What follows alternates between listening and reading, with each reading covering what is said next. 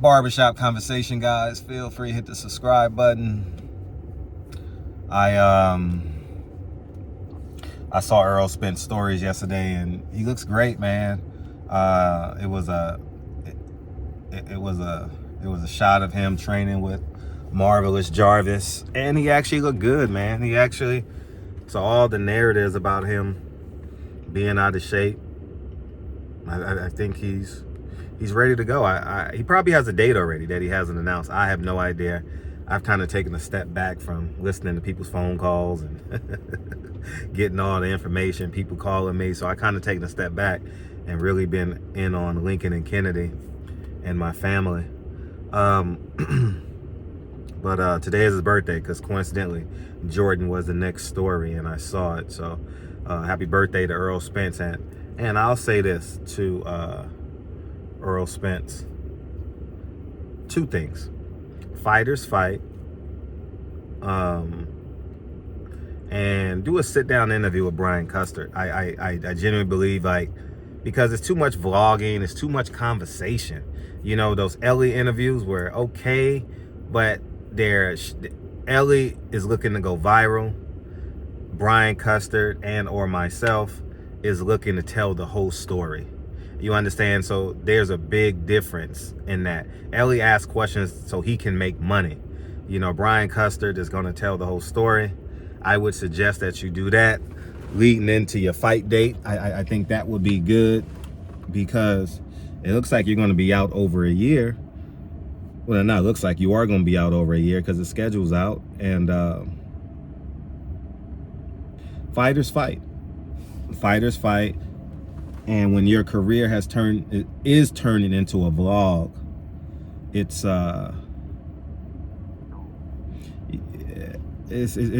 just not good 360 wise, you know. And you got to be more active. I would tell all these fighters, you got to be more active. Like, it's imperative that you be more active, you know. And you got your prime is, well, I don't even know how old Errol is. He's 32, 33. So you at the tail end of your prime. You got to get your money, man. You got to get your money. I don't care what nobody say. At 45, I'm 45 now. When you look back, you're going to look at all the missed opportunities that was literally in the fingertips, you know, from like the girls you should have had sex with, to the deals you could have made, to the relationships you held on too long. All these things go into your mind when you're 45 and you have these silent moments. You're like, damn, man, I could have had her. Damn, man, I could have made $100,000 there. Damn, if I would have held on to that stock for 2 more days. Damn, I could have made an extra $100,000. You know, these are the things, these are real thoughts that I have sometimes, you know. And but the reality is, fighters fight. And it's your birthday. Happy birthday. I don't know if you're 32 or 33 yet. Happy birthday. I wish you well. Appreciate what you did for Jaquan. Again, I'm always gonna mention that because I think that needs to be a part of your story. It's been 5 months since Terrence Crawford. Let's see, October he announced the fight, so November, December, January, February. It's been 5 months, and we haven't had nothing from you. So I think that needs to be the next story out. The date for Errol Spence. I think that's essential for your career. Like, you got to get your fans reactivated, remotivated, because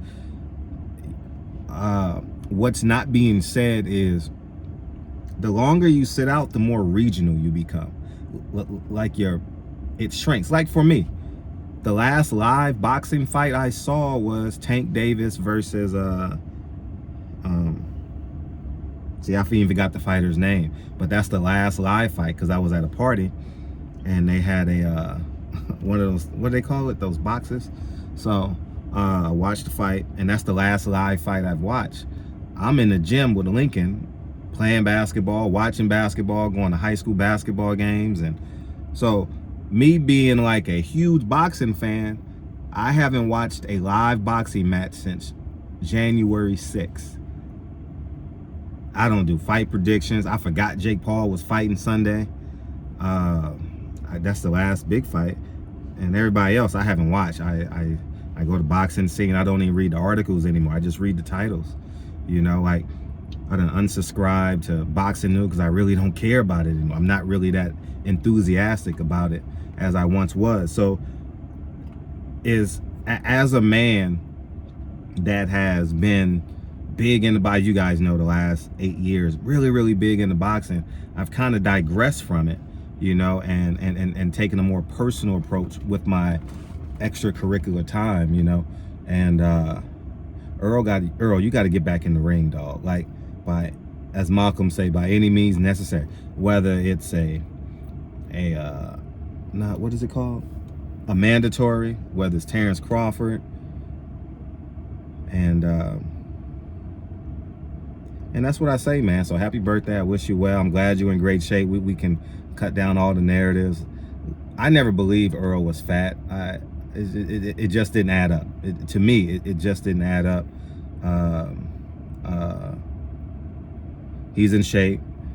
I'm assuming he has a date because he looks good, man. He looks really good. And I'm interested to see if it's gonna be Keith Thurman, man. I don't, like I said, I got a $50 bet that you're not fighting Keith Thurman because you've never lied. You've never lied to me one time. So I'm gonna stand on what you told me. So I got a $50 bet with Birdman that he's not fighting Keith Thurman, and we'll wait and see what happens. I don't know, but you got to fight, Errol. Fighters fight. You don't want to be part of the vlog. Then you become like one of these bad girls clubs or housewives clubs or husbands of Hollywood type of thing. You don't want none of that shit, man. You know, and that's it, man. It was great. I saw you teaching your son how to count. Saw your son teaching your son how to count. I'm actually teaching Kennedy how to count right now. You know what I mean? Or addition. You know, with her one hand. 4 + 2, count. 6. 1, 2, 3, 4, 5, 6. So I'm doing that. You know, pretty dope. You know, I'm just really big on like family stuff now. Like all that. That's why my channel is like, you know, because I don't report on everything, man. Like it's more about manhood for me, and I have no attachment to the debauchery of men. I think we got to get back to the core principles of manhood, masculinity, and we're becoming more and more ungodly. This is a whole nother video. Anyway, let's keep it here on Errol Spence. Good luck. Congratulations. You have to fight. People gonna say, oh, it's cool, it's this, it's that. Nah. Fighters fight. Fred is a serial entrepreneur. Fred has to create ways to generate revenue. And that's what I do every day. I whether it's stocks, whether it's going to go look buy a property, or whether it's going to get some advice, or whether it's a phone call, you know, whether it's a laundromat, whether it's a vending machine, car wash. I got to find ways to create revenue. I got to find ways I got to read tax codes and tax laws. And that's what I have to do every day. Fighters, you have to fight. Fighters, you got to fight 3 times a year. I don't care what these vlogs say, Al Heyman, Bob Arum, this. No, we got to take control of our lives, our careers, my career, my life, and put it on the line. Fighting 1 time a year, Earl, and everybody else. I don't want to make this just about PBC. Fighting 1 time a year.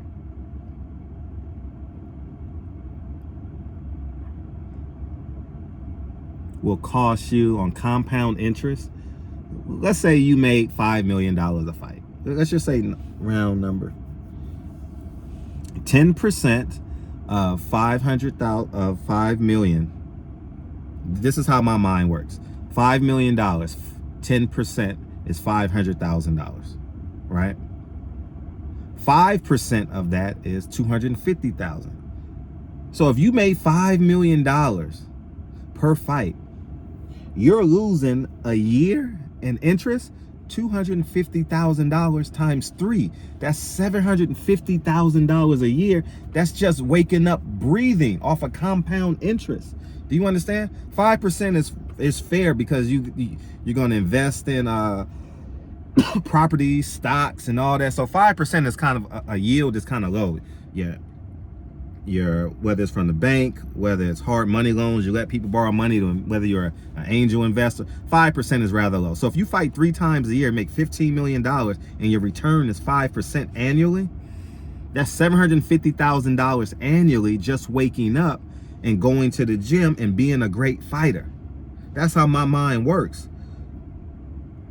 And if you're not getting these checks, you can't get the compound interest. And then over years, the compound interest becomes more, because now the compound interest per fight per year, the second year is 750,000. Do you get, it's 15 million. So you put the 750,000, now you get the compound interest off the 750,000. So it just keeps going and keep going. And that's why I'm worth over $10 million. I don't even know how much I'm worth now. I stopped counting. I mean, I'm going through my taxes now. It's just insane. And hopefully I made all the insecure people say, Fred, why you always talk about your money? Because I earned it. Don't you talk about your job, how you work for somebody else and you can fight? Don't you talk about how you go to jail and you do this and you beat this guy up? You bragging about your rap sheet. I'm bragging about my tax sheet. So, and I've eliminated all my middlemen, whether it's Al Heyman, I'm talking to you, Errol, and everybody, whether it's Al Heyman, Bob Arum, Eddie Hearn, eliminate the middleman. No manager, no promoter, no nothing, no advisor, no nothing. Cut out the middleman, and you hire them. And I'm giving too much game, so I'm gonna stop right here. And but happy birthday. I wish you well. I'm glad you're in shape. I'm glad you're healthy too. You know what I mean? All the riffraff about, oh, he's hurt, he's this, he's that. From what I've seen, I went to Errol Spence's first fight. I believe it was him, Marcus Brown, and Jamal Herring out here in LA. Watched his first fight. To him, as he says, honest with his demons. Conquered that, and to walking into what's his name, Tank Davis locker room with his son in tow and say, I'm a family man now. I commend you, man. Like, everyone has a Malcolm Little to Malcolm X moment. Mine was sex. Like, mine was women, right? Yours was alcohol. Everybody has a Malcolm. I never did drugs. Now, I'm not nothing that you can't convince me to do any of that. But mine was women, right? And everybody has a Malcolm Little to Malcolm X moment, but you can't go back. You get what I'm saying? You can't relapse and go back. So from what I've seen, I actually commend Errol. Like, I actually commend him. You know what I mean? And I wish you well. Happy 33rd, 32nd birthday. And fighters fight. I tell all these guys, fighters fight, lawyers lawyer, judge judge, you know, parents parent, you know.